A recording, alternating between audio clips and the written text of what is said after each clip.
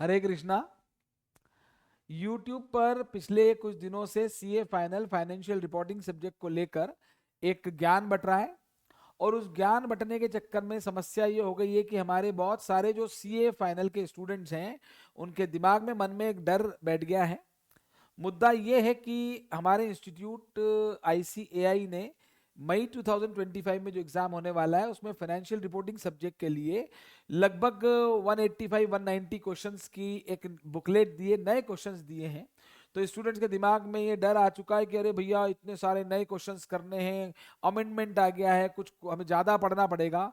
तो एक बात मेरी आप ध्यान से सुन लीजिए, एग्जाम तक बिल्कुल डाइवर्ट होने की जरूरत नहीं है। मैं आपको लिख के दे रहा हूं, मैं आपको गारंटी के साथ कह रहा हूं कि एक भी क्वेश्चन, इतने सारे क्वेश्चन हैं उसमें एक भी क्वेश्चन ऐसा नहीं है जिसमें कोई नया कॉन्सेप्ट हो जो हमारी क्लासेस में कवर ना किया गया हो, जो बुकलेट में जिस कॉन्सेप्ट पर क्वेश्चन ना हो।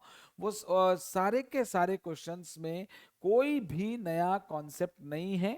और कुछ 20-22 क्वेश्चन ऐसे जरूर देखे गए हैं कि जिसमें कि थोड़ा सा वो क्वेश्चन पहले फाइनल के मटेरियल में नहीं थे, अब वो फाइनल के मटेरियल में आ गए हैं।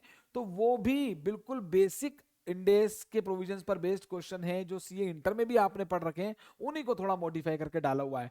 तो कहने का मतलब ये है कि आपको बिल्कुल भी ये लोड नहीं लेना है कि कोई अमेंडमेंट आ गए हैं और हमें कुछ अलग से नया पढ़ना पड़ेगा, बिल्कुल भी नहीं पढ़ना है। और मैं तो ये कहूंगा उल्टा आपसे कि जो आपने पढ़ा है, जितना आपने पढ़ा है उसी को रिवाइज करें, वही क्वेश्चंस वापस पहले ढंग से कर लें।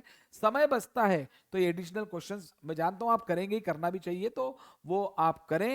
और मन में कॉन्सेप्ट को लेकर जाएं। मैं बार बार अपनी क्लास में भी एक बात बोलता हूं कि क्वेश्चंस को दिमाग में मत रखें कि इस क्वेश्चन में ऐसा हुआ था, उस क्वेश्चन में ऐसा हुआ था।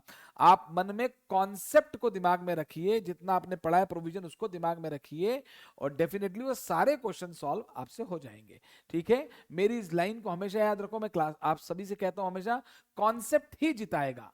ठीक है, ऑल द बेस्ट।